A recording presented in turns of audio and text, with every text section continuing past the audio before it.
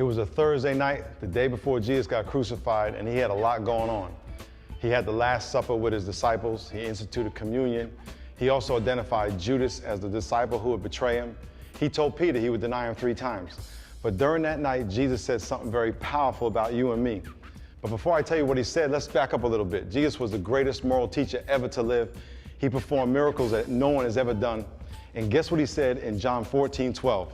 He says, verily, verily, moreover, or depending on what Bible you got, sure enough, if you believe in me, the works I did, you will do, and even greater works that you would do. What's great about this promise is that Jesus had a plan, what I believe in my humble opinion, a 5-step plan to put us in a position to do something great. And that's gonna be our focus today. So I hope you're ready. Let's get started.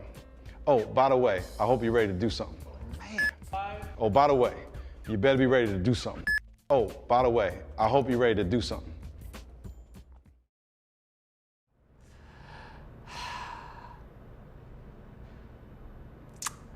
So,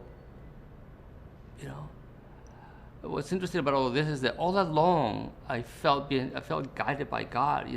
There's a voice that was talking to me all along, basically telling me that all of this was part of a plan, and it would all make sense eventually.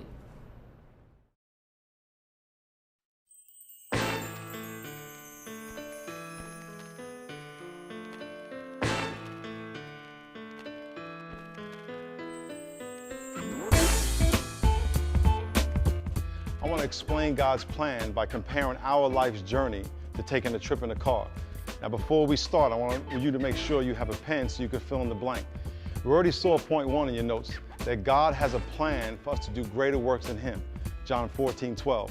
And what we're going to see in a minute, that God's plan consists of 5 P's. Point number 2, you've been completely prepared to do something great, Ephesians 2:10. Just like when you take a trip, you need a spare tire, you need a first aid kit, you need GPS, all those preparations to make sure your trip is successful. God has made all the preparations for you to do something great with your life. Point 3, there's a simple purpose behind everything you do. Anytime you take a trip, you got to make sure you follow the map. Our purpose is simply to follow the directions and do what God says. 1 John 5:3 says to love God is to obey God. That's our purpose. Point number 4 in your notes, what we will do will sometimes involve pain. The 3rd P is pain. Just like you go on any trip, there's gonna be a detour, there's gonna be a flat tire, rain, your engine light's gonna come on. In life, there are gonna be some unexpected detours, but pain doesn't only have to hurt. Point 5 in your notes, God has provided power for you to do something. Ephesians 3:20 says that God can do exceedingly abundantly more than you can ask or imagine according to the power that works in you, his power. You can't go anywhere in your car without a powerful engine. God has provided you spiritual power that he's going to do something in you and through you with. And point 6, if you're going to do something significant, you're going to have passion that constantly screams, don't quit. No trip is any good unless you cross the finish line. Your life is not going to be any good unless when you die, God says, well done, good and faithful servant. And that's because you did everything he told you to do.